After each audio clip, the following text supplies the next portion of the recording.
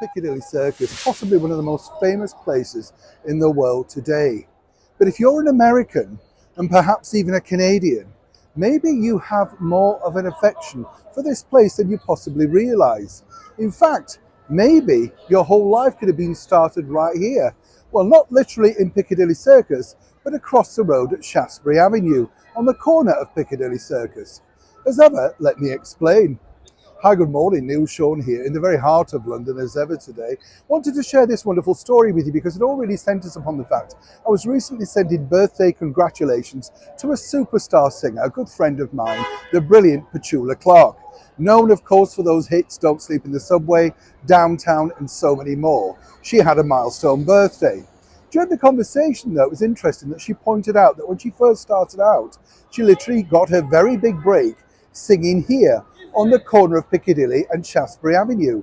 That's right, at a place called the Rainbow Corner. The Rainbow Corner, right. So I looked into this, and of course, really, if you're an American, perhaps you came over here during World War II, and then you would have most doubtedly visited the Rainbow Corner. It was a spectacular place that so many things started with. Not really just with the fact that it was a home from home for visiting Americans, GIs, with their wonderful accents, chewing gum, and of course perceived Hollywood glamour, but so much more. So as ever,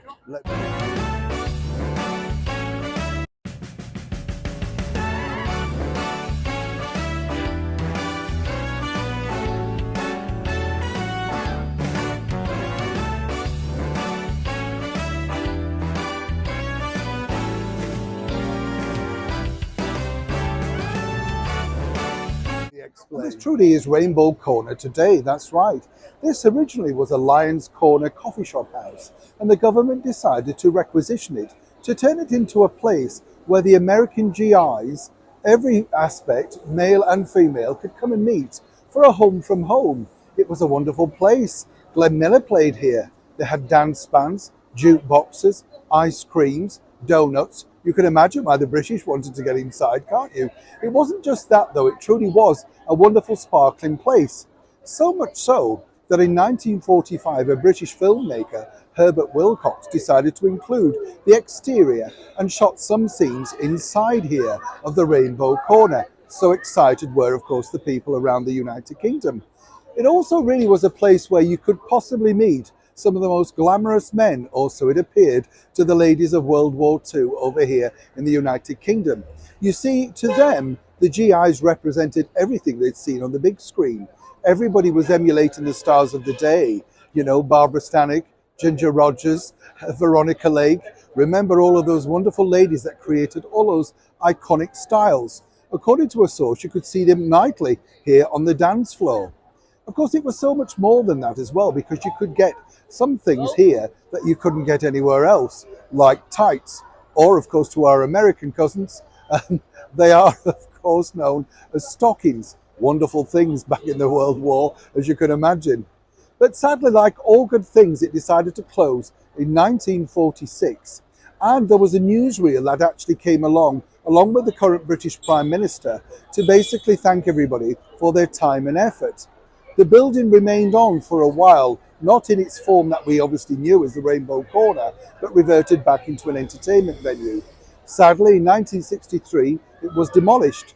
Nobody knows what happened to this plaque, which is a shame because when you think about it, it really holds so many memories for so many people. And as I often say, what's fascinating about these sort of areas of London where their history is, we're walking through history.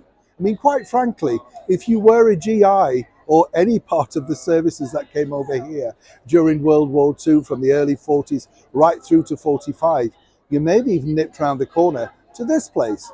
That's right, the infamous Windmill Theatre.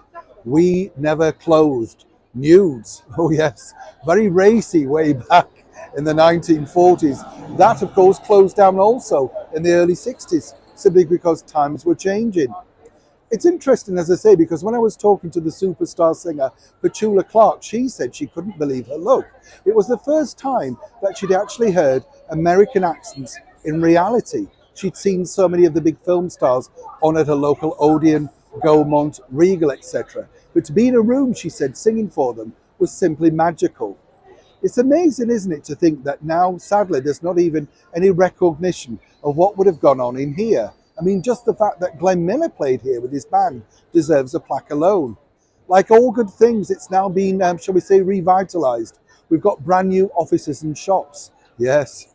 But really, should there not be some recognition for all the wonderful people that came over here to our wonderful country to assist us in our much hour of need? Do you have any memories? Did anybody in your family remember the Rainbow Corner in London? It was such a spectacular place, and apparently it could have been the start of many relationships, friendships. So many ladies over here from the United Kingdom decided to meet, marry, and of course move over to the United States. Now, if you are one of those people, perhaps maybe even ask your grandfather or indeed your father, does he have any memories? Did his parents tell him anything? Did they tell anything to you?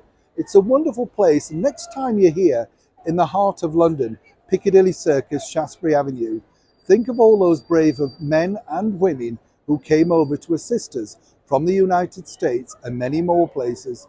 And they're very much, well, the darkest times here. And more importantly, they must have had a lot of fun. Neil Sean in the very heart of London's Piccadilly.